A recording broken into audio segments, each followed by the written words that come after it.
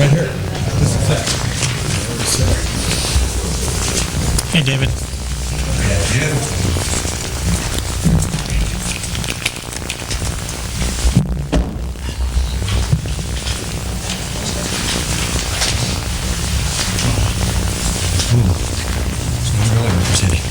Better take my hat off then. Me too. Uh-oh. Got in there. David, I even take my hat off. I know it, sir. Start working. I would think so too. Good afternoon. Welcome to a special meeting of the Nevada City Council. The record reflected all council members are present. Ladies and gentlemen, would you please join us in the pledge to the flag? I pledge allegiance to the flag of the United States of America and to the republic for which it stands, one nation, under God, indivisible, with liberty and justice for all.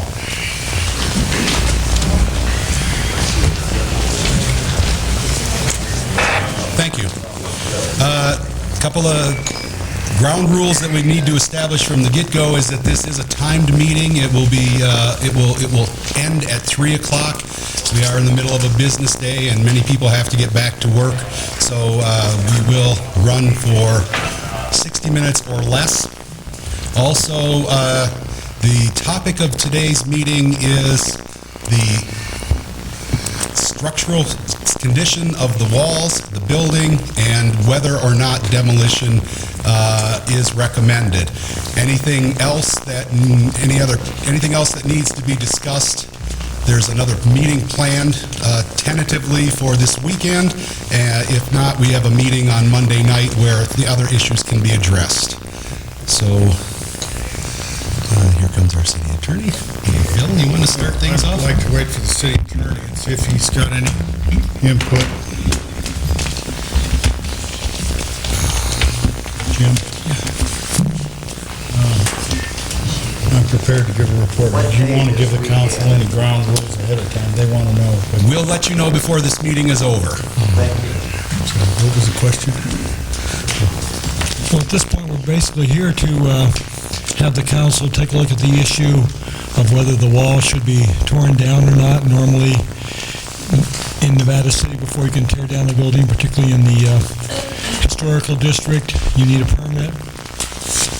Obviously, this is an unusual circumstance where we're not really in a position, in all likelihood, to go through the normal process of filing an application, getting various documents showing what the building would look like when it's replaced, etc. So I think we're here today to take a look at whether the situation is such that we simply should not follow our normal procedure and just go ahead and tear it down immediately without an application. Okay, thank you, Jim. Bill?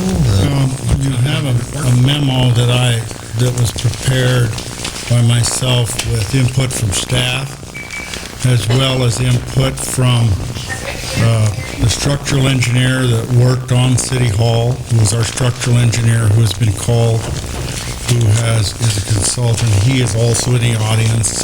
His name is Ray Powers. He's a very, very seasoned individual who's done a lot of work in structural for many, many years, as well as the county building department and their head engineer, Paul, and the head of the building department, Clint, is here also. We're all in concurrence about what I'm going to present to you. Maybe not that it makes a lot of difference, but in my many years that I've worked for the city, it's been in my best interest to try and protect everything that we have. I feel it's important. It's in my own heritage personally, as well as within the city. That is the feeling of all the staff. I can say that.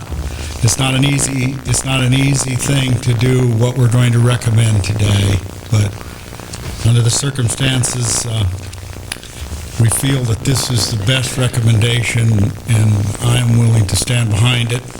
And I have structural people that are willing to stand behind it with me. I don't need to go into the details of what happened. Everybody knows where we are. I'm getting a lot of calls on on what's going on. Are we already doing work down there? The work that's being done down there is under the directions of the Alcohol, Tobacco, and Firearms. They do arson, fire, and fire investigation, and that's beyond our jurisdiction. I have told them in meetings that were attended by staff and other city members of the city and the fire department that it's a very dangerous situation and that they would move in there at their own risk. They have chosen to do so. They need to do investigation prior to any rain. It's very important to them. So that's what's going on down there. And right now as we speak, it's not the owner, it's not the city, it's the Alcohol, Tobacco, and Firearms. I have the memo in front of you. I will just briefly review because there's people in the audience that probably... I speak to the fact that, you know, the city has endeavored to restore a lot of things over the years, you know, and things that I've been involved in, like the Firehouse Number 1, the Boulder Street Yard, oddball things, and the city itself. I'm not talking about all the individuals that have done work in the city, but the city itself has recognized the importance of its infrastructure and its contributing buildings. We did have a special situation on the Cline Street Bridge, which a lot of you know. It was an old structure built in 1903, and the metal and the fatigue in it rendered it not restorable. So the city, rather than put in a concrete structure, took on the task of replicating the bridge. And we all know that that bridge is not the original bridge, it's totally replicated, but it's replicated on site in a manner that to a person that may have been gone from town for 25 years would come in and say, gee, they put a new deck on the bridge. You have no way of hardly telling. Even myself, I have trouble with it. I think that's what we should endeavor to do on what I call the old Elks building. That building, after the fire, has been extremely compromised. It's hard to say as to when and if and how any of those walls will come down, or which direction they will fall. If you just let it to time, eventually they would come down. However, it's like I made a model of it for discussions that we had with staff. We basically have a shell. And when that building was built originally, that shell was held together by the interior walls as well as the interior floors as well as the roof. It is a non-reinforced brick structure that has no steel in it. It has no integrity. The walls stand there by themselves without anything in the middle of them to hold them up. There's very little stability to it. I don't think there would be a massive failure, but there will be chunks coming out of the walls, probably falling into the building for the most part. And as soon as rain and weather and anything, it will actually accelerate that process. What I'm going to recommend is that the staff, mainly myself, the structural engineer, and the owner, be given the authority to remove the structure and place back on the site in the same footprint a structure that has the same profile, windows, look, and that as we have there, or we had there at the beginning of the week. There are some salvageable artifacts in there that I think need to be saved, that could be saved and incorporated back when the new building would be put up.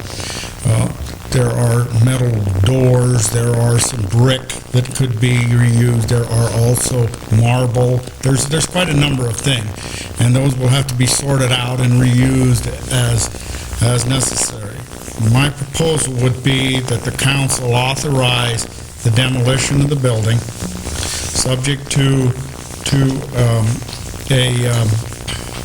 the structural engineer, Mr. Powers, and myself work with Mr. Tinnell. Mr. Tinnell is the owner. He's one of the owners, and he will be doing the construction. He is also, as you know, the contractor that built the building we're sitting in. I feel perfectly comfortable with him. We have some some walls that are quite unstable, some walls that are pretty stable. We'll have to make some decisions on how to do that. We have not made those decisions as we speak now. Alcohol, tobacco, and firearms will have the use of the building probably for the next 2 or 3 days. So there will be nothing that goes on until they're gone.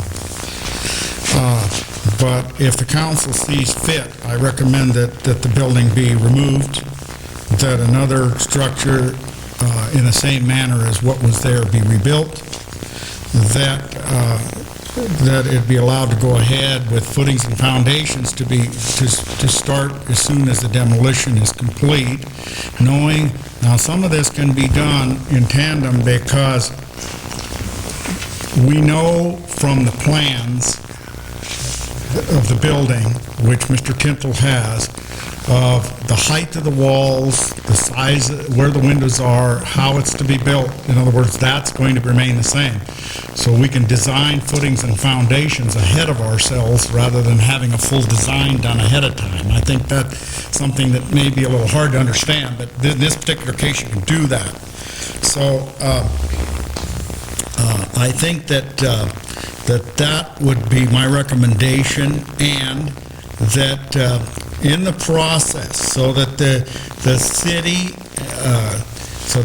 council and the planning commission and the city staff and everybody has input throughout this entire project, that I, as city engineer, would give reports to the council and the planning commission every time we met and discuss input at a particular time. And if I don't attend because I feel that it's not something important, I will write a memo, and either one of the bodies could ask me to attend at any time, so that as the process continues, that the bodies would be kept in the loop and any contributing information could be used. But it would not in any way hamper the procedure, because the procedure would proceed ahead. That would be my recommendation, and I will yield to where the council's coming from if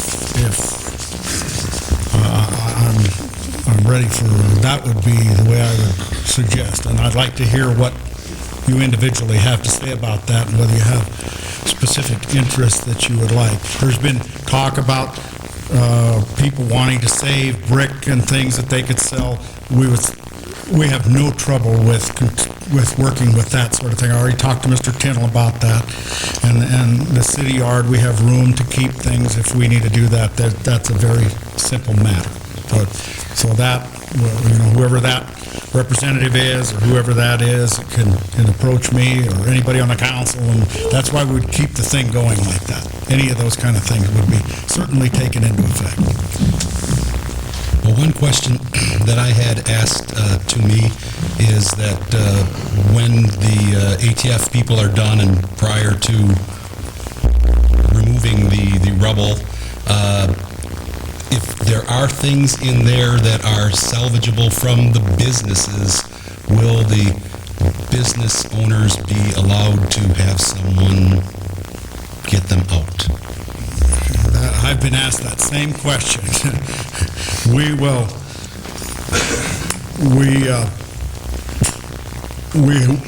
meet with the business owners. We will do whatever we feel is necessary prior to leaving anybody into the building. There's a few things that Mr. Powers, myself, and the county building department will want to do before we let anybody in, and then they would have to have proper protective gear, and we would have to have a backup of safety people, yes, but we will, I understand that. I know there's everything in that building that people want to preserve for their own use that they own, and we will have to accommodate that.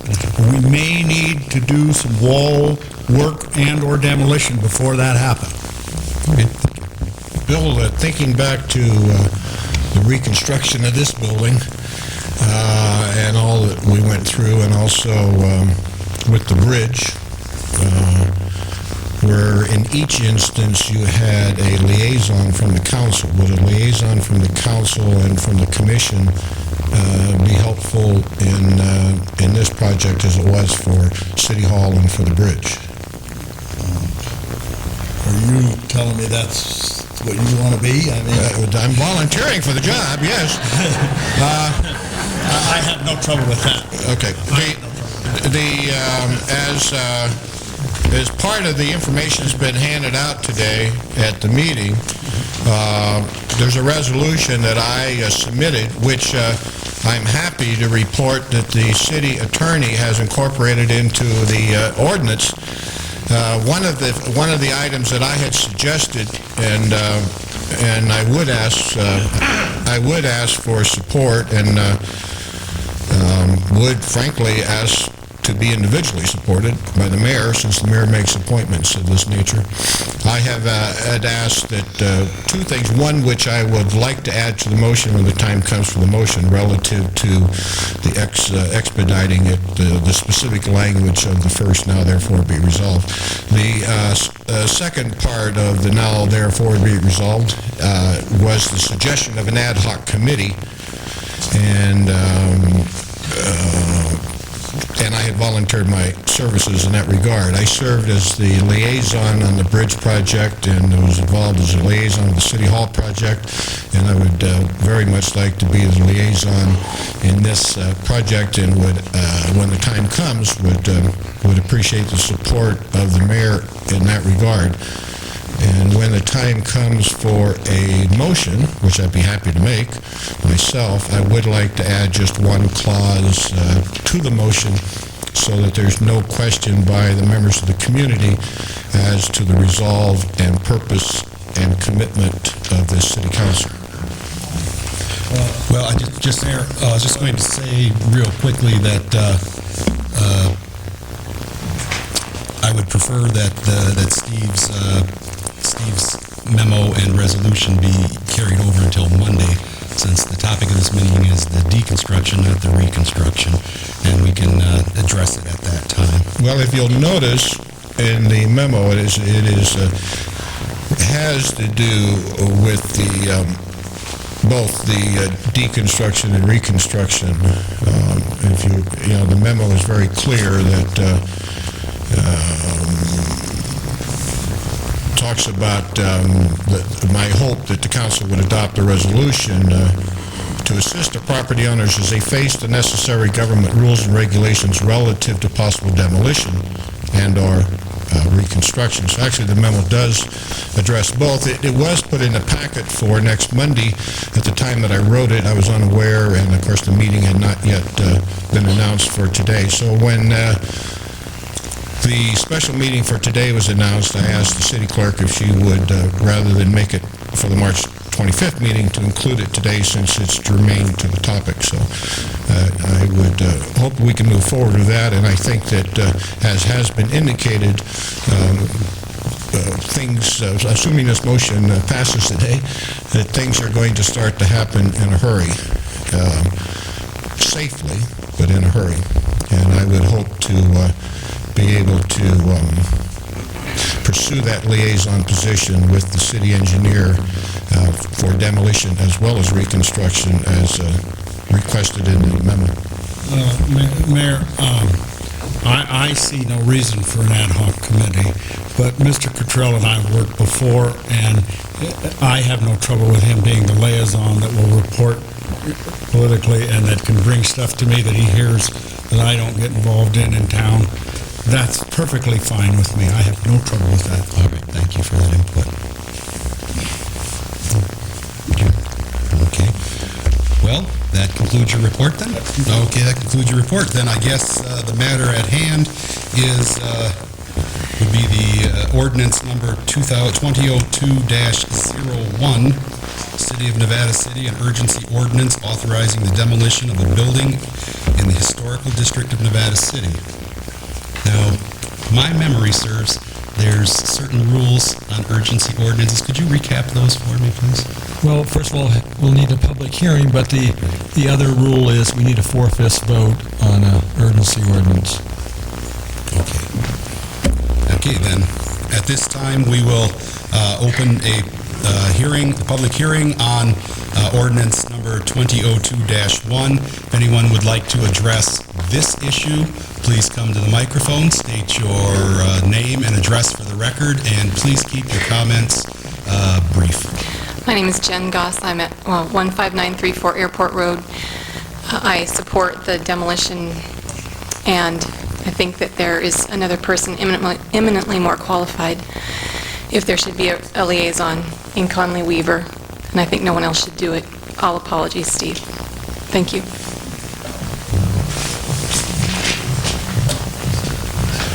My name is Ann Hartung Bonnevert. My brother and I, Henry Hartung, own the Hartung Building, which backs up to the side of the building that the fire was in. Java John's portion of it does rest against the side of the old building. We also have a courtyard behind the other two parts, and now that is all listed as dangerous area. What I'm concerned about is when they get ready to demolish that, what happens if the wall comes in toward us?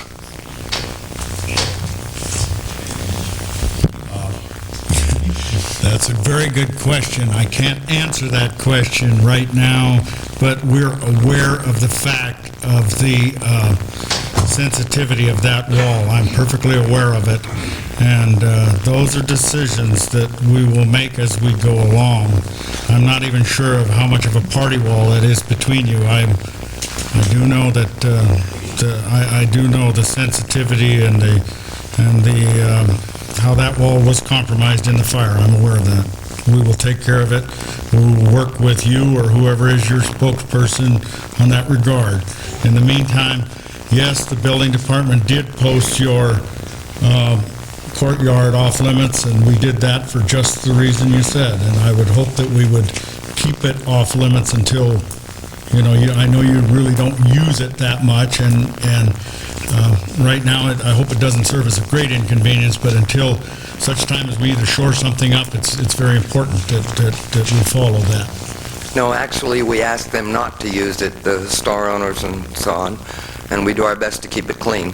But my name, Ann Bonnevert, and my phone number is 273-7892, if you need to get a hold of me. And I have contacted my commercial insurance. Thank you. Thank you very much. Good afternoon, Mayor Arnett and members of the board, excuse me. My name is Linnell Garfield, and I'm the River Science Director at the South Yuba River Citizens League. I want to express how sorry we all are at Circle for the tragic losses incurred by this community over the last few days. We want to congratulate everyone involved in containing the damage and the fire on Pine and Commercial Streets, and I personally want to recognize this community for the amount of support I've seen downtown in the last few days. I would also like to say that we're impressed with how little debris is currently in the street and on the pavement. I'm glad to see that the progress is moving forward quickly and efficiently to rebuild downtown. We would like to suggest the protection of Deer Creek through the use of storm drain pollution prevention at and around the fire site. Perhaps this could be added to the resolution.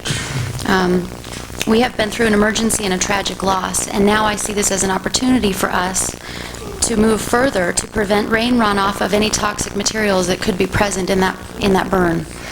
I wish to remind the city that the storm drain system enters the creek directly without any runoff treatment, and that is a pretty major water quality issue for us in this county and in the whole Yuba River watershed. I've personally received almost 10 calls from concerned citizens regarding the toxic materials that could be in the runoff, and I wanted to express that to you. And I wanted to remind you that we are looking at seeing rain real soon, and so this is something that we should consider right away if we're going to do it. I thank you for your time, and I'm available at Circle at 216 Main Street, Nevada City, if you have any questions. Thank you. 5961. Excuse me, ma'am, can we have a phone number? We got it. 5961. Yeah. That's okay. Is there anyone else that would like to address the council on ordinance number 2002-1 at this time? Seeing no one, we'll close the public hearing portion. If I could if the mayor would so choose, if you wanted Steve or somebody to be a liaison, those are the type of things that I could have a council member help me with, like this kind of stuff. The two ladies that spoke, those are kind of out of my... I'm going to be more concerned with the structural aspects of the building than I will be in trying to... And somebody could help me with that. Okay. Very good. Regarding the comment from the recent comment from the lady from Circle, we have the Deer Creek, I forget what they call themselves. Friends of Deer Creek, thank you. And they were in the process of installing those sorts of traps in the storm drains. Is that not correct? And could we contact them and see where they're at with that? And could those storm drains be maybe prioritized?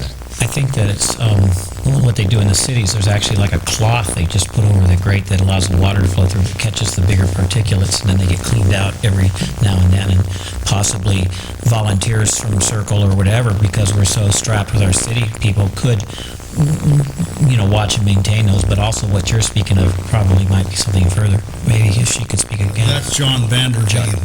Right. He is familiar with what you're just talking about. So we could do perhaps short-term emergency catches, and the concrete permanent ones perhaps could be reprioritized and set on those drains, perhaps, I don't know. The Friends of Deer Creek staff are all out of town right now, and that's the only reason I'm here talking to you today, because I'm sort of standing in for them. The fabric type mesh is a very easy installation, and it's very easy to maintain, and it's very effective. And there's probably between 9 and 10 storm drains in town that would be vulnerable to rain runoff. And I could definitely activate some volunteers to help out with the process if needed. Great. Thank you very much. Well, if there are no further comments from the council, I would suggest we move on. No, I might want to comment. Okay, good. I didn't realize we were to that point. I think one thing that we do need to keep in mind is that, we have lost this building, and our utmost determination should be to work with the building owners and the businesses there to try to get it back on track as fast as we can, and hopefully we won't get stuck in bureaucratic red tape. And I don't mean, but what I mean is that let's, if Steve's going to represent us or what have you, and work with Bill and this council, make the decisions. And I think it's imperative with the jobs that have been lost due to this situation get the construction completed, and once again these people can be back to work. And I think it would be a feather in all our caps, and the way we have done come together before, I'm sure this will happen. Well said. I agree. It's reading in the paper, it's real exciting to see the positive side of how everyone comes out and the things that are already planned for moving the musicians down to other places to play so we can still hear them and they can earn their living, and fundraisers that are being planned. There's all types of things that are already, in the works, and I'm sure that it's, from the moment we saw that smoke, it was in all of our minds to get to this point to where we would be offering our full support in expediting this tragedy and finding that silver lining in the cloud. So, Will you entertain a motion, Kerry? Well, I will, just after one quick comment. I don't mean to, obviously, this has been a terrible, terrible event, but I like to think of it more as a disaster, because the fire was contained or confined to one building and no one was injured. And that, in my mind, is the difference between a disaster and a tragedy. We had no one injured. And so, and I think that's very commendable to the firefighters and the support people. Absolutely. One more thing. I think we should all give very special thanks to all the fire departments and all the volunteers that basically saved our town by keeping this fire contained where it was. We're very, very fortunate. absolutely. Thank you Very much. Good. Thanks, Ann. Thank you.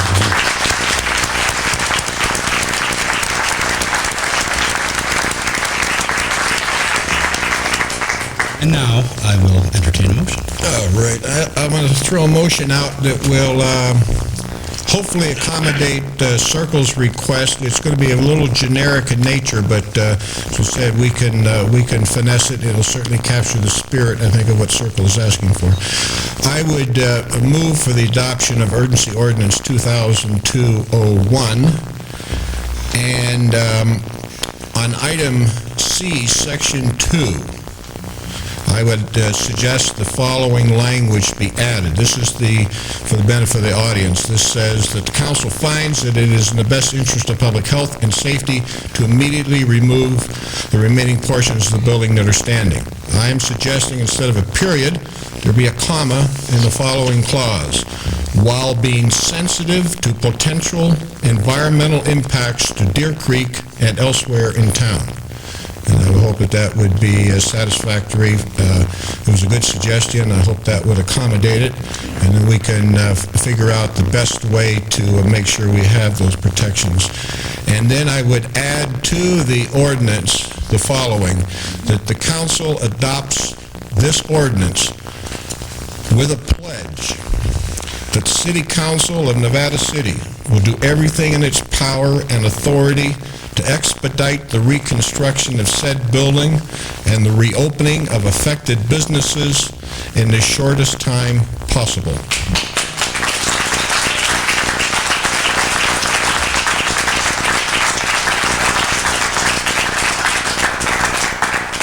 Mr. Mayor, I will second that. Okay, it has been moved and seconded to adopt Urgency Ordinance 2002-1 as amended. Could I stop just for a second? Technically, we should have a motion to read the title only first. And then immediately vote. Follow, right. Okay. Okay. Okay, I would move to read title only. Second. Okay, moved and seconded to read title only. All those in favor? Aye. Opposed? This is ordinance number 2002-1, City of Nevada City, an urgency ordinance authorizing the demolition of a building in the historical district of Nevada City.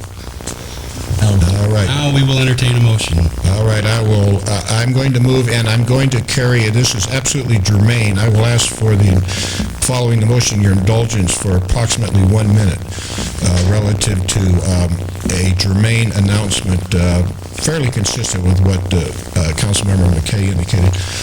At this point, I would move for adoption of Urgency Ordinance number 2002-01. As amended. As amended? As amended. I'll second it. Okay, it's been moved and seconded that we adopt ordinance number 2002-01 as amended. Any further discussion? All those in favor? Aye. Opposed? Motion carries. I would, if I could then, just as a brief announcement before we adjourn. Number one, I can understand the suggestion of the audience member. I really would ask for your support, Kerry, to be the liaison. Also, just as long as we have some folks here, this would be a good time to make an announcement that is germane, and we are well before 3 o'clock. The Chamber of Commerce has set up a bank account for relief fund, and there are a lot of efforts underway to raise money, as David indicated. The musicians are going to raise money for themselves and for others, and there will be, in about a month, a silent auction that I think is going to generate tremendous income for the folks that are unemployed. Some of the restaurants this Sunday indicated they wanted to do something. I think you're going to see a lot of efforts to raise money. Councilman Dyer and I, along with Joe and Paula and Bob Crabb, we sat down yesterday. We tried to figure out how we could raise some money. We've made our contacts, and we're comfortable in announcing that on Thursday, all day in Nevada City, we don't have everyone yet signed up, but by golly, we will before the sun sets tomorrow. On next Thursday, that every restaurant and bar in Nevada City, we hope, we have most of them already committed, their employees will donate all of their tips for the day, and the restaurant and bar owners will donate a portion of their proceeds as they see fit as their portion. Today, I had a history class that I taught to elder hostels, 41 people, adults from all around the United States. One raised their hand and said, "What can we do to help?" And I said, "Well, there's an account set up. I have an envelope." I see David Burton, President of the Chamber, is here. I have an envelope for you here, David, with checks and cash of $114 from visitors from all around the United States who are here. And to jumpstart the bar and restaurant portion of this, and this is a challenge to all you bar and restaurant owners, I have a check for $500 from Bryce Lee at the mine shaft. He said, I don't want to worry about percentages. Here's $500. You know what the memo says? Fire Relief Fund, and he will match the tips.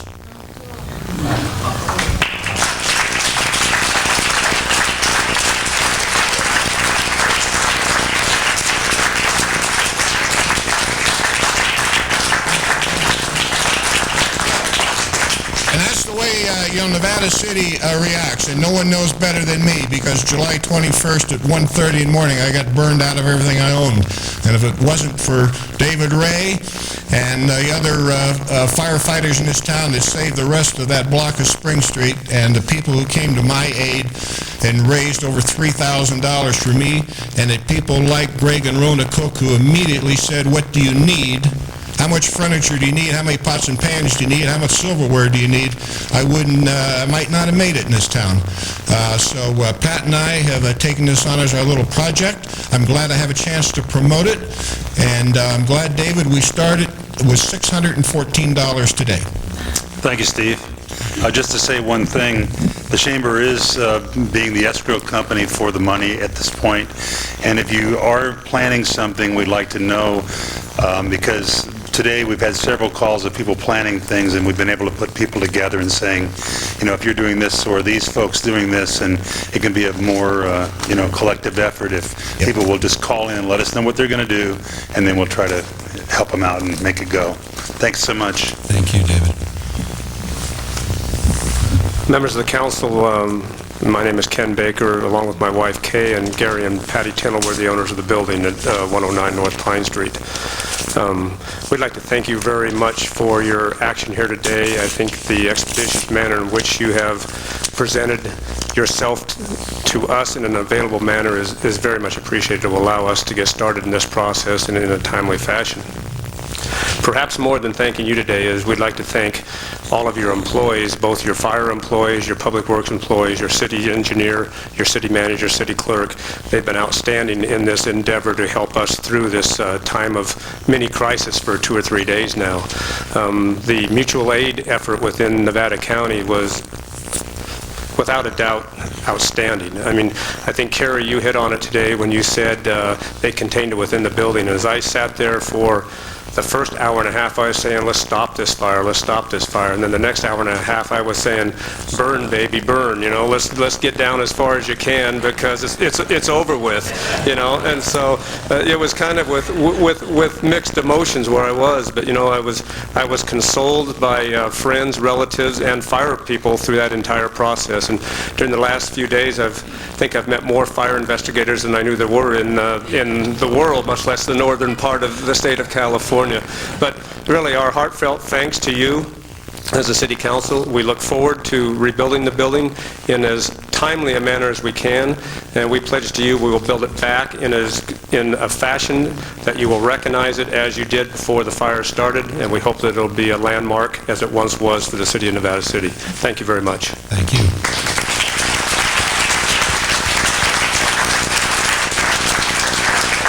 And as somebody pointed out the day of the fire, in 100 years, the new building will be historic also. As will the City Hall. That's right. Mayors, council members, my name is Pascal. I'm from Ubernet, which is one of the community sites around here.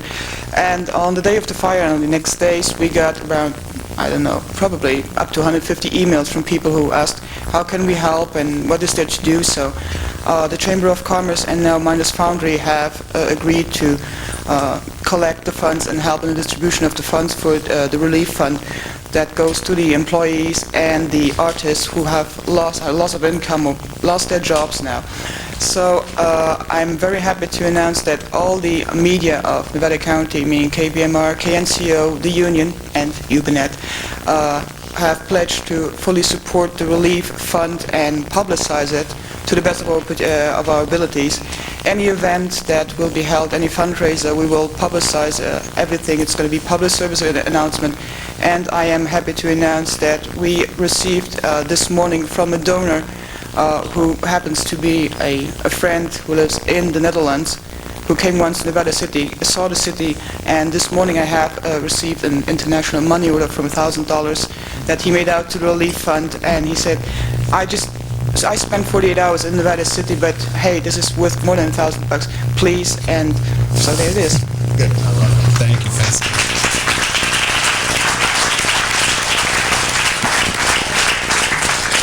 Hi, Ellen Davis from Miners Foundry. I need to clarify that it's not the foundry that's involved in the assistance here.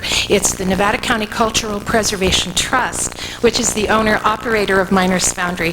The trust was actually set up to be a vehicle like this. It would be a wholly separate account and those kinds of things. We're going to the bank today, but I wanted to make it clear that it's not the foundry. It's the trust that will be the assistant here. Thank you, Ellen. I'm Bud Burke, and I'm known as the Nevada City Streetwalker. It's really true because I walk Nevada City streets every day and night and day and almost any time of the day.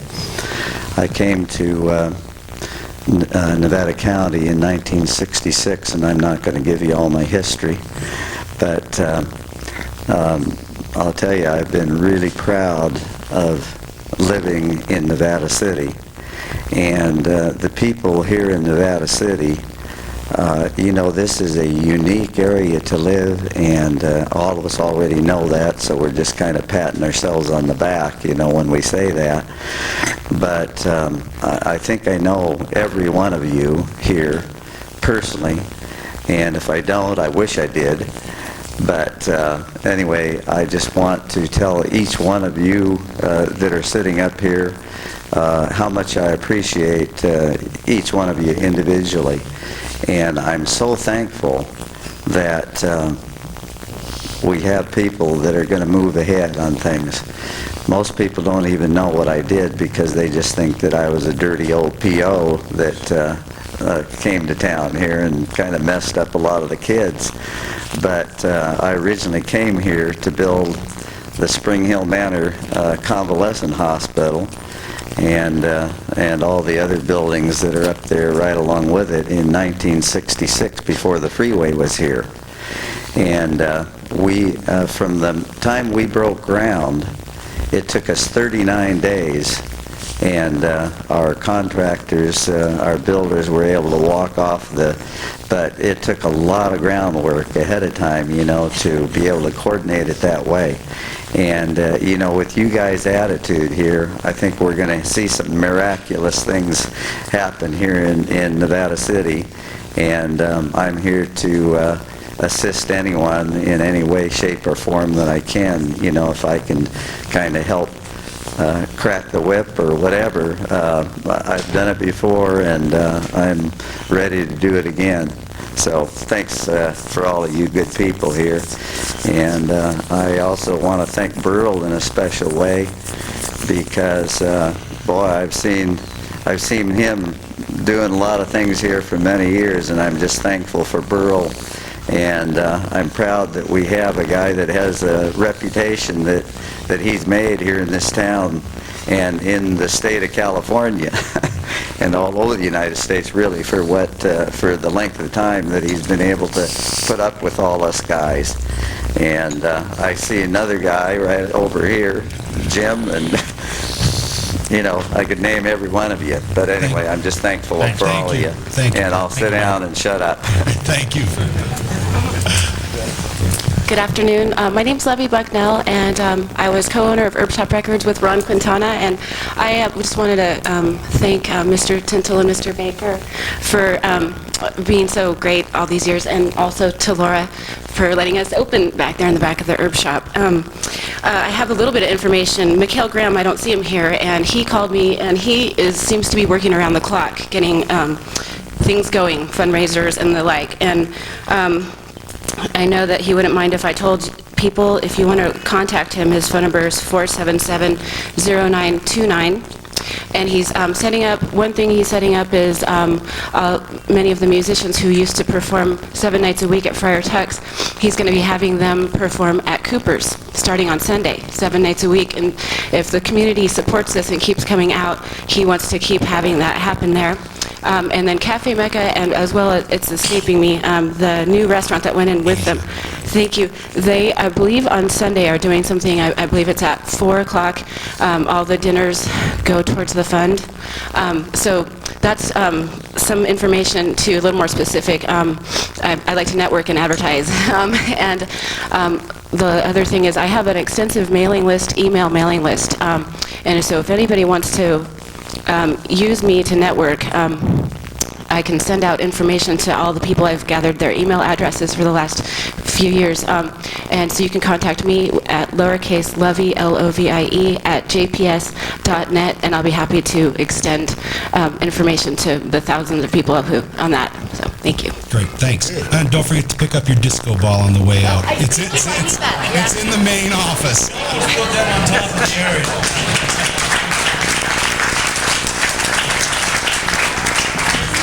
Hello, Peter. Do I get a disco ball? I'm Peter Van Zant, the First District Supervisor from the county.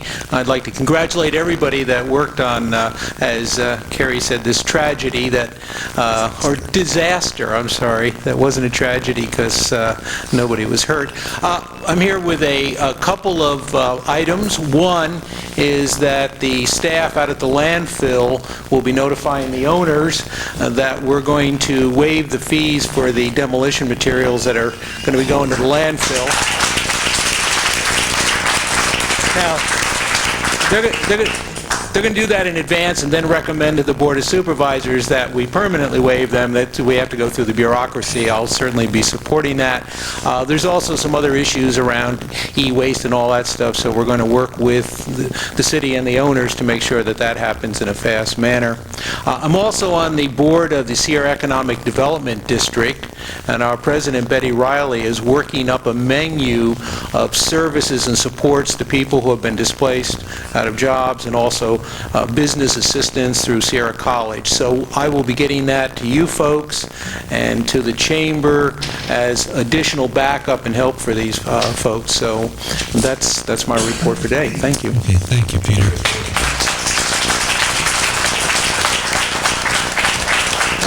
Greg Cook from the Friar Tuck's here in Nevada City, and just to dispel any myths you might have heard of me moving somewhere, which I've been approached from every place from outside of Sacramento to Colfax to across the freeway. One of the things I've learned in the last couple days is life is not bricks and mortars and wood. We can fix that and replace that. It's the spirit, and the corner planning commercial will be Friar Tuck's in a very short period of time.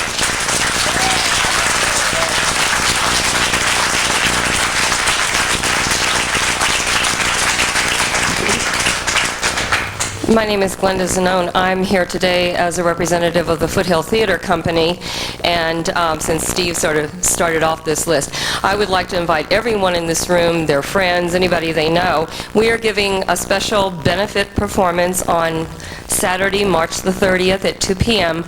All monies donated, all the proceeds will go to the fund. Our actors will be donating their time. The play is The Little Shop of Horrors. Come and just enjoy yourselves and have a few laughs and lighten the atmosphere a little bit. And we hope you're very generous, and we would like to make as large as possible a donation to the fund. Thank you. Thank you, Glenn. I believe that is going to be a pay what you... It's a pay what you can, and so we ask you to be very generous since you know where it's going. And I have to say that we, our home is one of the other historic buildings in this town, the Nevada Theater, and we're very happy to be there and to entertain you. Thank you. Thank you. Well, Mr. Sneed informed me that if they sell out the theater on a Saturday night at regular ticket prices. They generate somewhere in the neighborhood of $4,000, and I'm certain that this benefit fundraiser at 2 o'clock will exceed that greatly. Laura? Hi, my name is Laura Solano. I'm the owner of the Herb Shop, and I want to thank you for being so quick at getting this happening. And I also wanted to say that we are down, but we're not out, that we will be there again, too. Thank you. Thank you.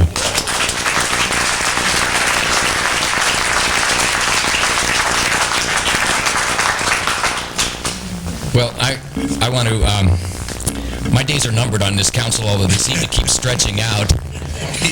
So I do have a few things I want to say before I do go away. And one is, I started on this council in 1986, and we put in the general plan, and a lot of the paperwork that is in place to protect the brick and mortar. And Greg touched on that, and it's real important, and that's our job. But it wouldn't be worth anything without the support of the people out there, because it's the spirit and the energy that keeps this town moving. The brick and mortar is our job to keep it intact and historical, and we've done a good job at that, but it's worthless without your support. So I urge everybody to come out and support the fundraisers, become part of the energy that's going to come out of this disaster, and make the most of it and find the silver lining in this cloud. The fire has happened, but there's a lot of good yet that can be realized from it, and we're all going to take part of that. So don't miss the opportunity to be part of that. There's one other issue, since my days are numbered, that I want to bring up, and I may not be able to see through. And I think there's an opportunity here that we should consider planting a fire time capsule regarding this accident that happened, and commemorate it in a different way from the other time capsules that are in town. And I would challenge the next council to pull the details together as to how that should be done. But I think it should be seriously considered, and that it should be planted right there on the corner on the sidewalk. And I hope you can follow through with that when I'm not here. Thank you, Pat. All right. My name is David Joyner. I'm a bartender and waiter at Friar Tuck's, and on behalf of all of the employees from Friar Tuck's, and I'm sure the other businesses, we just want to say thanks to everyone who has been giving so much support. And I mean, these offers of donations and things are just, it's amazing. So I just want to say thank you on behalf of everyone. Thank you. Thank you.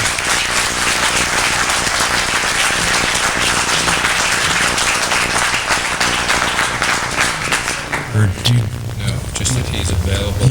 you are available on, okay, what time are we set? 2 o'clock. Okay, we are going to hold in this chambers on Sunday, 2 o'clock, I'm sorry, Kathy, what was the act you called that? It was such a great title that you called it, Y'all come. Yeah, basically, it's a community meeting, will be held here at 2 o'clock, and there will be engineers, the city engineer, city attorney, myself, representatives from the fire, representatives from the ATF, representatives from the various agencies and organizations, and we will be able to answer questions. We will be able to put minds to rest, dispel rumors, and just let everybody have an opportunity to ask questions that time did not permit us to deal with today. So that will be at 2 o'clock on Sunday, right here. There will also be access and information on grief management, I guess is what you would call it, and various other aspects and safety net type things. So everyone is invited to attend, and with that being said, I guess we can... I have one more item. I would like, before everybody leaves, the area is still very dangerous, and we've cordoned it off, and the building department has put red posters around, and I know the crowd loves to watch what's going on. Please, stay back of the barriers and that. It's very important to us. As the mayor said, nobody was injured or hurt at this point, and we don't want that to happen. That's a very important item. So the police and fire will be asking you to do that, and I know that we all like to get a step closer, but that's important. I'll move to adjourn. Second.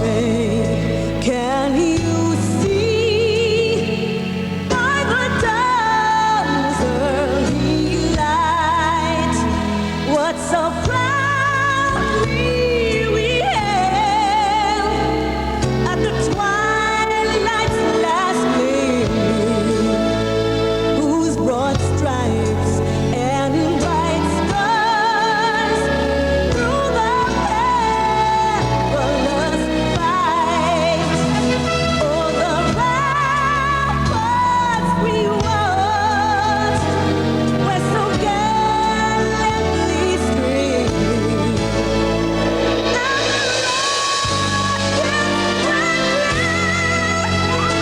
the bombs bursting in air gave proof through the night that our land was still there.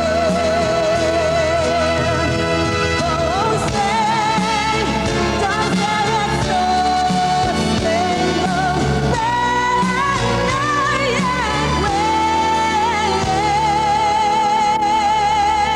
of the free and the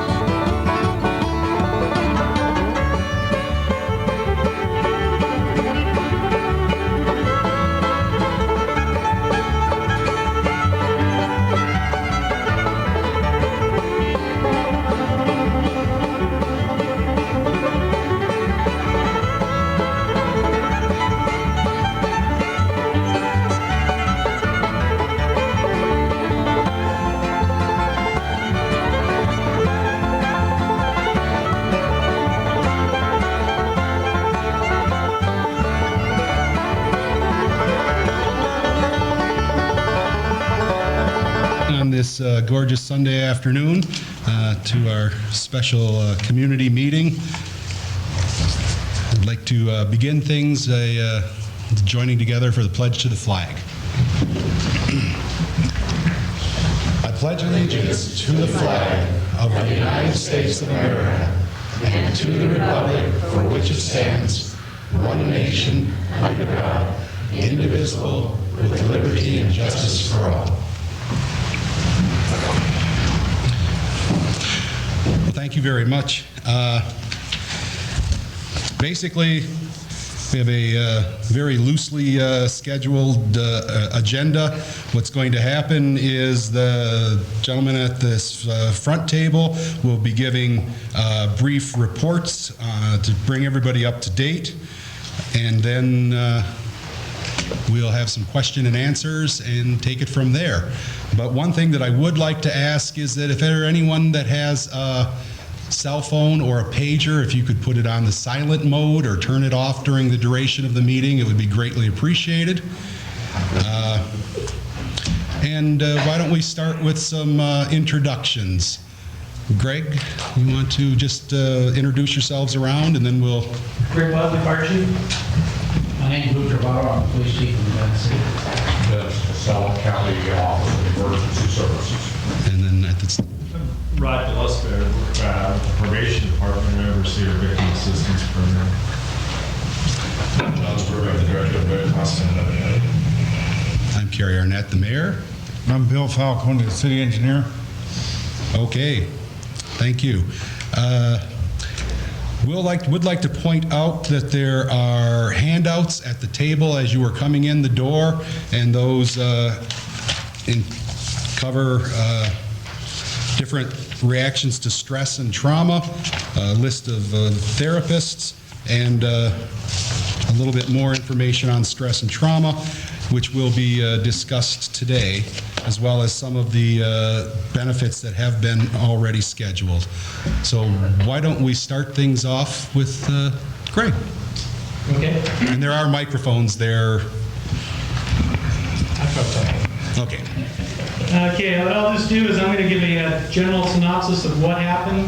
At 4:17 hours on Wednesday, March 20th, Nevada City and 49er fire departments were toned for heavy smoke, possible structure fire. First at-scene units was 4:19 hours, 2 minutes into the incident, were our engine 5486, Chief 53 from 49er. The first request for additional engines was given at that point for 3 additional engines at 4:23. At 4:26, another engine arrived. 4:29, there was a multiple of engines, the truck from Grass Valley, myself, and another Nevada City engine. At 4:33, 2 more 49er pieces of equipment arrived. So about 15 minutes into the fire, we had 5 engines, 1 truck, and 20 people. At that point in time, there was heavy black smoke showing from the building. The fire was through the roof on the North Cline Street side. The attic looked fully involved at that point. There was a lot of fire. The first strike team request, which is a strike team, is 5 engines and a leader, went out at 4:47 hours. Between 4:50 and 500 hours, that strike team arrived at scene along with 2 air supports. And an air support is basically to fill our SCBA bottles, 1 from Grass Valley and 1 from Higgins. At 50 minutes into the fire, we had 10 fire engines on it, 1 truck, and 50 people. The next request was at 5:42 hours for another strike team of 5 engines, a truck. The next truck closest was Marysville. And also they responded their hazmat unit, which is another air filling system, multi-use piece of equipment. And the next one, 6:49 hours, the next strike team was requested, and the next truck, which was also from Placer County at this point, Placer Consolidated, that truck arrived at scene at around 11 o'clock. At this point in time, we had about 100 people at the fire and about 20 engines and a bunch of miscellaneous equipment. We also had lots of overhead from CDF and other fire departments here. Every fire department in the county was pretty much represented by the engine requests and the personnel requests.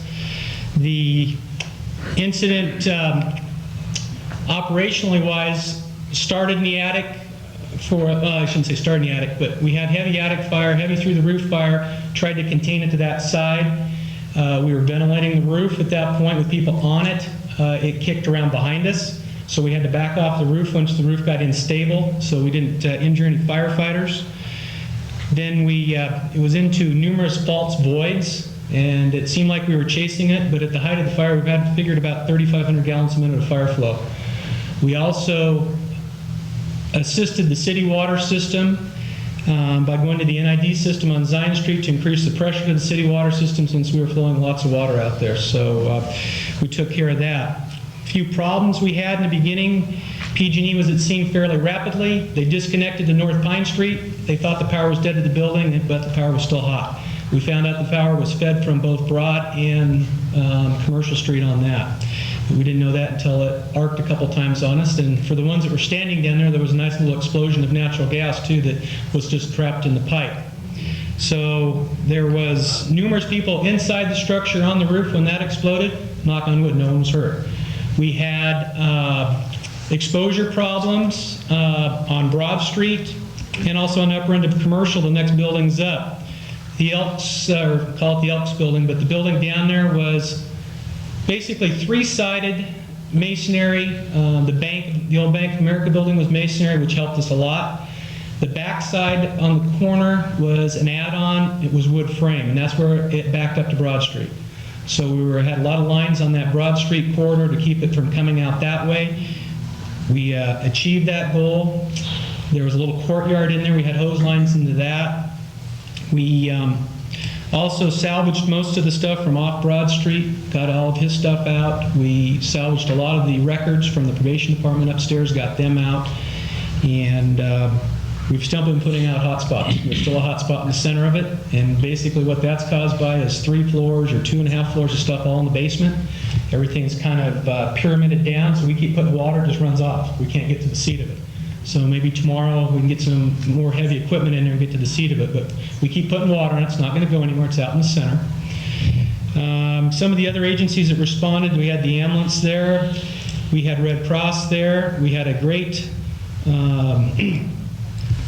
amount from the community of bringing in food, drinks, and that. There was great support, which was very nice. Overall, we had good support from the police department and all the other county agencies on this. I think it ran very well as far as a multi-agency, probably the biggest in this area of multi-agency, multi-county response to an incident. That's about what I've got for a general synopsis. Okay. Backing up to the beginning, the first indication there was anything going on was just a couple of minutes or a few minutes after 4 o'clock in the morning, when the one officer I have on duty, Officer Rody, responded to an alarm call to the location for, I think it was a burglar alarm. And when he got there, he saw the smoke and saw fire coming out of one of the windows on Commercial Street. So he immediately called the fire department, and that's when they responded. And then the next thing that he was worried about is the people sleeping or the people living in the area. And so he immediately requests some assistance and started literally kicking in doors to get the people and get them out of the same locations that Greg was talking about. Fortunately, a couple people weren't home. They were somewhere else, and the ones that were there immediately left for a friend's house or whatever. And nobody was injured. The responding agencies, as you know, we get a lot of looky-loos and stuff at these things, and even though it's 4 or 5 o'clock in the morning, I don't know where some of these people came from, but they came. And so we had Grass Valley Police Department that came and responded, and they were handling the lower end of the Broad Street and Commercial, and we had the Sheriff's Department responded immediately. California Highway Patrol called up and said, whatever we need, they'll get us here. They had their plane in the area. Once we got all the traffic stopped and got the fire engines and everybody in and keeping everybody out, everything went pretty smooth. Like Greg says, it was an emergency situation that everybody responded to in the minimum amount of time possible, and thank God nobody got injured. after a little while, and everybody got here, maybe 8, 9 o'clock in the morning, where everybody was wondering what could be done. People start coming out of the stores and bringing us water and food and drinks, and Red Cross, everybody was responding very good. The main problem we had as far as the police is trying to keep the people out of there. Some of them were trying to get a little closer than we would have liked them to get there, but it worked out okay for the most part.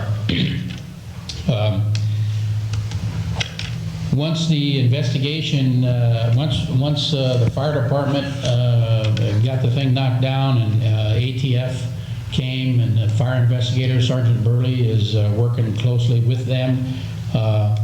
And where we are now is that after the meeting Friday, they started their investigation, were able to get in the building. At first, there was some concern about how stable the building was and whether somebody could get in there. And when the ATF people want to investigate, there are certain ways that they take things down, and they had to make a decision on how they were going to take the walls down, or whether they had to come around another way and pick at the stuff that's in there. They're experts. This is a normal type of thing that happens in these kind of fires. There's no indication of anything that I know of. Nobody said anything, but they still have to try to isolate where the fire originated or what started it. And so they've been taking a look at it over the weekend. Bertie's been in here 3 or 4 times this weekend. So have I. Monday, but depending on how the weather goes, and they're going to start knocking it more and chipping at it. Now, if you've looked at it, you've seen that they've taken part of the wall down on Commercial Street. That wasn't caused by the fire. They actually pulled that down and have carted away some of the rubble already. So what they have to do is try to get all the way down to the ground level and maybe even the basement to find out where the origin of the fire was. And that might take them the middle of this next week, or maybe at the end, depending on how things go, what the weather is like. So tomorrow morning, about 6, 7 o'clock in the morning, there'd be a lot of ATF investigators crawling around that building, and Robinson Timber will be pulling the stuff out of there. And with that, that's all I got.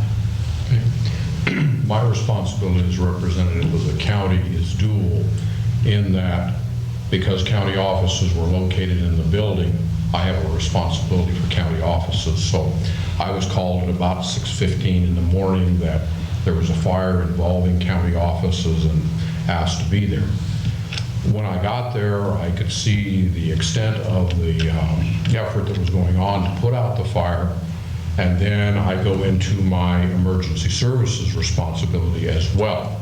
And my emergency services responsibility is to offer to Nevada City, offer to the fire department and anyone else involved, all of the assistance of the county and the agencies within the county, and ultimately making a decision whether or not we're going to require assistance from the state of California or mutual aid regions.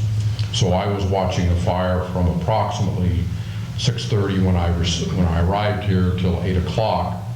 By 8 o'clock, we had put together a task force of county officials whose primary responsibility was to determine how we were going to provide probation and victim witness services in the very immediate term, since obviously those services have a public safety component to them.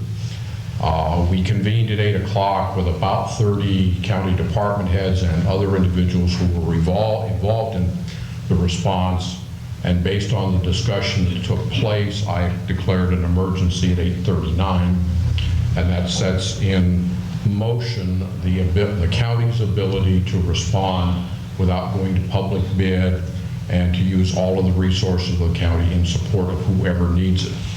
At that first initial meeting at 8 o'clock, we made effort to reach EDD, because while Nevada County, being a large institution, we're going to recover very quickly, we were concerned about the private business people and particularly the employees of those businesses that They're not going to know what to do. They're in shock. We wanted to make it as easy for them to gain assistance as possible. So we made an outreach to the EDD and asked that they set up, rather than waiting for the employees to come to them, that they would be proactive and make contact with the business owners and try to get the employees in assistance directly through the business owner in a consolidated meeting. To make a very long story short, we were able to get the probation department back in at least minimal operation using the Nevada City Veterans Building, which will probably start in the middle of next week. We're using the Emergency Operating Center in the Root Center, and we're using space in the courthouse that they had previously occupied. My initial declaration of emergency has to be confirmed by the Board of Supervisors at their next regularly scheduled meeting. I have submitted that resolution to the board. We're going to be asking the governor to use all available state resources to assist Nevada County and Nevada City specifically. And as well, we are asking that the Small Business Administration declare this area, or they will actually declare all of Nevada County to be economically impacted by this disaster, and we're asking for low interest economic loans to be made available to the businesses that have been impacted. Obviously, Great Cook and Friar Tuck and the Herb Shop and Off-Broad Theater have suffered a direct loss to their business. But we know that the businesses in the immediate vicinity and those businesses certainly that are tourist related may in fact as well suffer economic loss. So we're going to be working on that avenue for some assistance in the economic area. I think basically that's where the county is right now with what we're trying to do. The use of the courthouse and the vets building we think will be a temporary solution. We're going to be looking at a more long-term solution in that we don't expect that the building that we were in will be available for a year or so. But at least at this point, we intend to go back to that building when Ken Baker and Gary Temple are able to get the building rebuilt. We feel that we have a relationship with them that was very good, and we don't want to do anything that damages their ability to recover. Any questions, I guess, for the three of us? Yeah. Pat Dyer, business owner and city council member. I have been approached by members of the public, and I apologize for coming in late, you may have already addressed this, to ask, or they have asked me, and so naturally I will ask you because I didn't have the answer. As to the rubble being removed and disposed of, there's a lot of concern about toxics and so forth. So have you spoken to that, or could you enlighten us as to how it's going to be disposed of, particularly in regards to toxics? Yeah, I think I can initially respond, and then possibly Greg would want to. Nevada City was asked to declare it an emergency also, which they did. We have segregated an area out at the landfill that all the materials will go to first, so we can go through it and see if there's any recoverable items, particularly personal items. We were initially concerned that there might be toxic materials at that site, such as the lead from the computers that melted and this kind of thing. We're assured by the Environmental Health Department that that's probably not going to be an issue. But in any event, all the material is going to the landfill, to a designated area. It will be sorted and sifted before it is entered into the waste stream. Pretty much, yes, just what Dennis said on this resolution, or this thing we sent to the county on that. And also that Robinson Timber, Don Hoffler and the people down around the storm drains right now, so there's any runoff is being kept out of that. And they also handle some of the environmental health, tank removals and stuff like that. So they are adverse in, let's say, the hazards that could be there. Yeah, Robinson Timber is licensed especially to handle that kind of stuff. We're also making one other effort, and that is that we will not be charging any business owner for the debris that is taken to the landfill until they've been able to file insurance claims and attempt recovery. So we're waiving all of that process until the end. Okay, and we will have an actual question and answer period a little bit later, but thank you very much, and now we'll go. Yes. As I said, my name is Rod Gillespie, and I oversee our county's Victim Witness Assistance Program. We assist victims and witnesses of crimes. There's no indication that this is a crime. I've talked to our ATF people, talked to our CDF investigators. They've actually come through and they're conducting interviews with all of our probation department staff. They've interviewed some of the first fire department responders. And Steve Carmen, who's a special agent with alcohol, tobacco, and firearms, and lives locally, actually was on his way down to Oakland. He came back and responded to this. And it's rather typical that ATF would respond to a fire of this nature. And then if it points towards a criminal investigation, their investigation would go off in a different direction. And in talking to them both on Thursday and Friday, there's no indication that it is criminal in nature. One of my concerns, though, in working with victims of crime and victims of a community tragedy like this, is that people have different kinds of reactions to a trauma like this.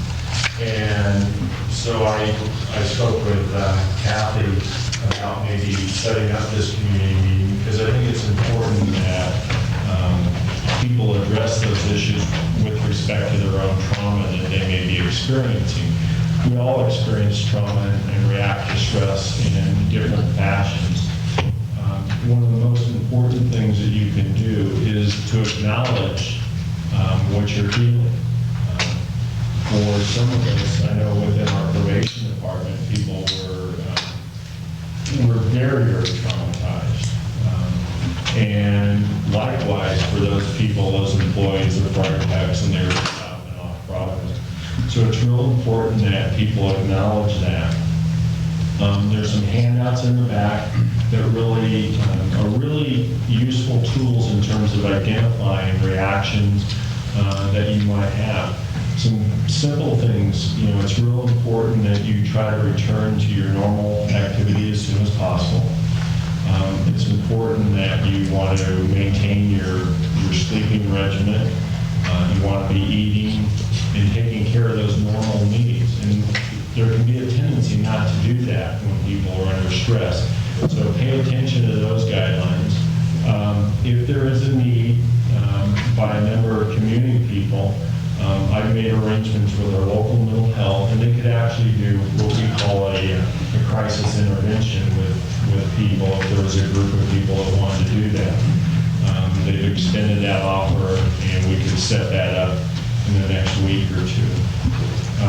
So I think that's all I have. I just want you to pay attention to that. Thank you. Thank you. John, do you have something to say at this time? I'm John Swerber, the director for the Western Nevada County chapter of the American Red Cross. And as you know, the Red Cross mostly deals with the immediate crisis situation when there is a fire or any other disaster. And usually what we do is we make sure that individuals who are made homeless are taken care of. So there's emergency shelter, accommodation, food, clothing, and then to make sure that the families are connected with the rest of the social service system in the community. In this case, that wasn't a problem. But the second thing that we do is we then also support the emergency service personnel, the first responders, fire, police, and others, by providing food, canteen services, as we did in this case as well. Fortunately, the fire department auxiliary was immediately on the scene as well, and we had an incredible outpouring of support from community agencies. As you know, you saw all the food that was laid out on the tables. It was, in one way, it was an ideal emergency, if you will, because the weather was good. There was a lot of support. We had incredible support from the other fire departments in the area. So that's our primary responsibility, and we do that whenever there is a disaster. In fact, just yesterday we sent 2 people off to the floods in Kentucky, and we've got some more people going on Monday, and that's part of our service to the larger community. What I'm concerned about at the moment are those people who obviously have been displaced from their jobs, the business people who've lost their businesses, and I'm really glad to hear, as Dennis has already indicated, that there are things in the works to make sure that they can rebuild quickly, the building gets down quickly, rebuilding takes place quickly, there are low-interest loans available. But I've talked to a couple of my colleagues in the social services community, and what I'd like to see happen as well is to see a coordinated effort taking place to make sure that those who are currently unemployed have access to financial benefits, but also have access to job opportunities in the short term. Whether it's part-time employment or replacement employment or something else that needs to happen, because as the previous speaker indicated, it's very important for people to get back to work, get back into some normal routine, as well as obviously making sure that they have financial resources, because a lot of the people we're talking about are, they don't receive a lot in the way of wages anyway, and so I'd like to make sure that that happens and to provide whatever support we can to that. That's not Red Cross's responsibility, but I want to make sure that we support the other social service agencies in the community to do that. So that's my key concern at the moment, to make sure that those individuals are supported. And I'm happy to answer any questions that you may have. Thank you, John. Bill? I'm Bill Falcone, the city engineer. The mayor asked me to talk about what happens from here on out after everything that all these other gentlemen spoke to. What's going to happen in the very near future is we will coordinate with the ATF on their investigation and their work, and the contractor and that's Robinson Timber, and the owner will do much of nothing but preparation during that time frame, the next 3 or 4 days. After that, the first Mr. Powers, the structural engineer, and myself will be meeting this week, and then we'll develop a plan for the demolition of the walls. That will be first. And that stage, the demolition of the walls and the cleaning of the building, will be the exciting part for the community. And then what's going to happen is that whole area just becomes a downtown mall for a while, where people can just walk, and it'll be get to be very unexciting after a while. Like I say, things are in a state of flux, and we're going to go immediately to design the owner and the contractor, which will be Tinnell. For everybody's information, one of the owners is also a general contractor, so he will be rebuilding the structure. But at first, the walls will go back up in a brick manner, and the facade will take shape, and during that time, it will be in the city's best interest for us to work with the contractor to attempt to shrink the zone of influence and the zone of effect on the rest of the community. I would see after the thing gets started that we would be able to reduce the effect on Pine Street to half a street. We would get half the street back. Some kind of a one-way situation, and probably the same way with the commercial. Then after the facade gets rebuilt and they're working on the inside, then we'll move back to the sidewalk. So that's what I see going. And everybody asks me, well, how long will that take? And I hate to be the kind of guy that doesn't want to answer the question, but I can't really answer that right now. I think what I was instructed to do by the city manager and the council the other day was to begin the program and to give reports to the council and to the planning commission as we need input regarding their specific expertises, and that will tend to unfold as the thing develops. So that'll kind of give you a scenario, but I would say, don't be surprised if a year from now we're still fiddling around there. Could you clarify that last statement? Well, I mean, it's gonna take a while to rebuild that structure. It's not something that can be done. It'll take on, I forget how long we take on City Hall. It took us 10 months on the bridge, 10 months in the City Hall. You're looking at 10 or 12 months, I'm sorry, but you just are. Right, I just... One of these gentlemen said, if there's a silver lining in these things, it's obvious that what the mayor said the other day was nobody got killed or hurt. Well, we have to look at the half full glass. It's March now, and we can begin the construction season.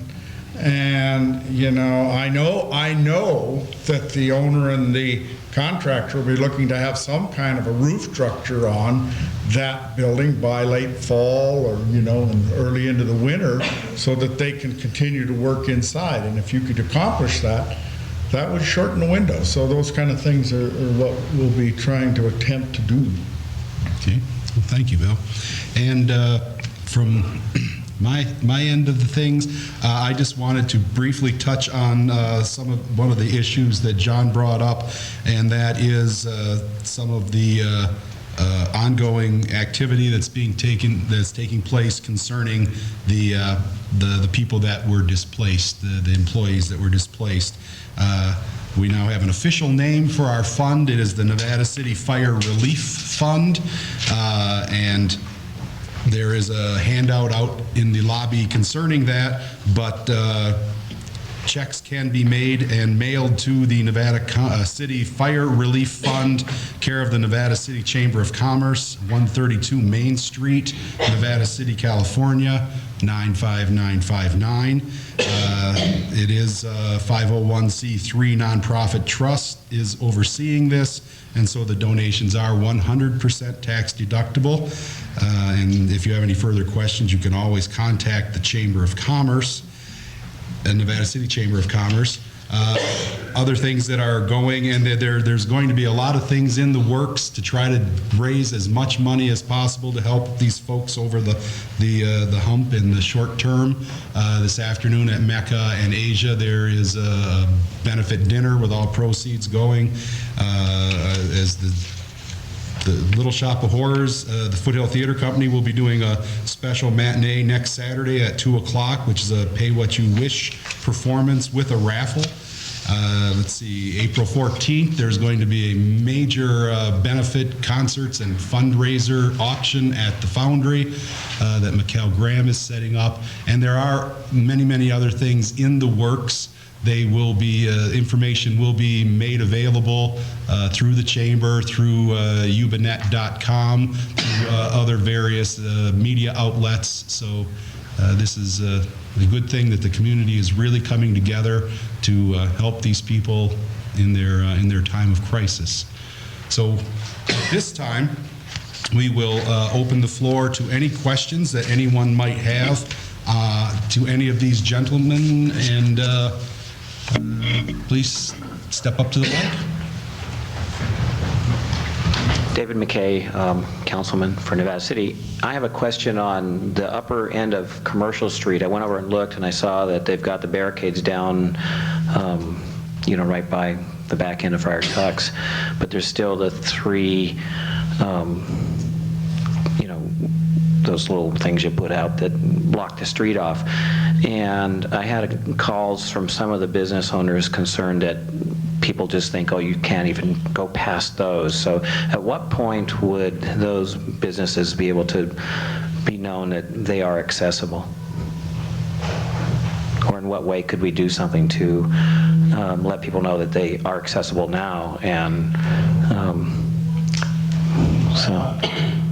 As early as ATF says they don't need the space, at least Friday, I think part of Saturday, there was a crane back in there and down, and even though the wall is where it is, there was still a crane there, and they're swinging this thing around, and a safe zone was up to where it's at. What will probably happen is once we're done with what we're doing there on commercial, the reason we're taking it down to the parking lot where it is, so they can get in Right. and out of that parking lot, then we'll have to do something with the road. It's one way coming that way, we might have to put up some signs saying, the parking lot is open, the stores are open. So that might, Within the next week, I would imagine. okay, good, thanks. Thank you, David.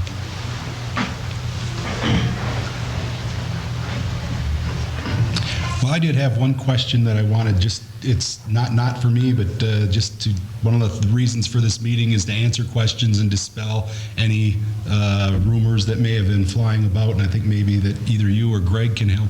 You alluded to tapping into the NID water. That was because of Nevada City's pressure system, had nothing to do with the Nevada City's water, the amount of water available, correct? Correct. Okay. I think that we figured around 3,500 gallons a minute of fire flow were taken out at that point, and I knew that we had an NID hydrant across from the city hydrant on Zion Street. We sent an engine out there to increase the pressure, because that's coming off the top of Banner. That hydrant out there has great pressure, so we're increasing the pressure, more volume if we needed it. There was also an intertie, which I wasn't sure if it was connected yet or not, up at the West Broad thing that you guys just approved with the juvenile hall. But I knew that was in service. And years ago, we had the, the freezing. We had an engine up on Nevada Street for 2 days. We were pumping from city to NID when they were without water. So I know we've gone back and forth with that. We weren't out of water. We just noticed our pressure was going down, so therefore we put the plan into effect to increase our pressure. Okay, I just want to get clarification on So that. it is, the downtown is all in a grid system, and I'm sure we were taking everything through that grid system that we possibly could. Yes, that's a question that we should discuss. Greg is right. We have a mutual agreement with the NID for disaster just like this. So it's what he did is more of a precaution than, not knowing if the rest of the town starts on fire. That's not the time to interconnect. You interconnect before that. We have 3 million gallons of storage that was available at 4 in the morning on Wednesday morning. Is that Wednesday morning? Mm-hmm. We have 3 million gallons of storage. The tanks were full. I was at the water plant at 6 o'clock, checking with Chris Town. He had checked to make sure that the tanks were being drawn down. They were down about 20% at that time already. We cranked up the ability of the plant. That plant on a summer day can crank out close to 1 million gallons a day out of that plant itself.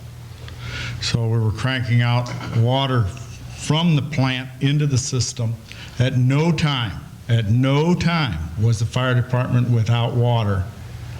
There is always, like I gave a report, and some of you people were here a few months ago, there's always a limitation to the amount of water the conduits from the tanks will carry at any one time into the system. And with all those fire trucks and everybody connected to the system trying to get water, it works in the same manner as, if you go to take a shower and you turn on all of the sprinklers in your yard and you turn on your dishwasher and your washing machine and everything else, I guarantee you your shower volume and pressure will fall, and that's just the same nature of anything else. But the trucks have special abilities in which they can suck from the system, so they can overcome some of that, and they were doing that. And you have to be careful with that, because you could suck your system dry and cause damage to it. So the fire department knows fully well what they were doing, and we had plenty of storage and plenty of water throughout the entire process. Just something to add to that too, early on. Sergeant Gage was at the scene, and I'm not sure what time it was, I don't have it wrote down, but it was early on in the fire. So 5 o'clock or so, we notified Public Works to go up to the water plant to make sure everything was proceeding there. And then also the first in Public Works person to the scene, we had them go around checking all the gate valves, make sure every gate valve downtown was open too, in case there was something. That's when I was called and went to the plant, So, whenever that was. I don't know the time. Trying to be proactive on the curb instead of getting behind the curb on water. Well, thank you. Thank you very much. Appreciate that clarification. Is there anyone else that has a question, comment? Yeah, great cook from Friar Tuck's. I just have a question for the future because I barely beat the fire engine there, and I got the call pretty much at the same time. And that was a good thing. There was a lot of fire people there really fast. And in the future, how do we make sure, I mean, at 4 in the morning, people don't sleep at the fire station, right? I mean, you got people out of bed to the fire engine, and I was going 80 miles an hour down Red Dog, and they still beat me. You know? So, I mean, it's a good thing. So whatever you guys are doing, is make sure and keep doing it because, you know, that probably gave us a big head start, you know? Actually, that night, there was 2 people at the station. So as soon as the alarm came in, the engine was out the door, and one of them's here in the room back there. I don't know if Brett's here or not, but James is back there. So James was first in, first at the hose, and first up the steps.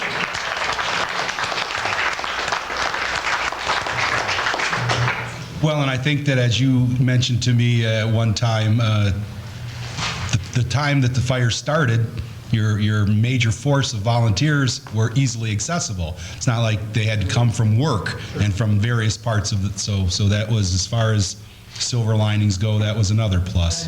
You know, just to add to that, the time the call came in, everybody in the county had their people at home. So for anybody, there was call back for volunteers or whatever, everybody was home. There was not traffic on the roadway, so you're right, everybody was here quickly. It was the best time for it to happen, if you can put it that way, if there could be a best time. But imagine if it was 12 noon trying to get through the traffic, it would have been ugly. Absolutely. Or 10 o'clock at night trying to get 400 people out of Friar Tuck. Okay, well, if there are no more questions, I would like to thank everyone for attending. I would like to thank our presenters here for the information. And if there are any additional questions that should come up, feel free to contact either the Chamber of Commerce or City Hall can redirect your calls to whoever can answer your questions. And I thank you very much and have a fine afternoon.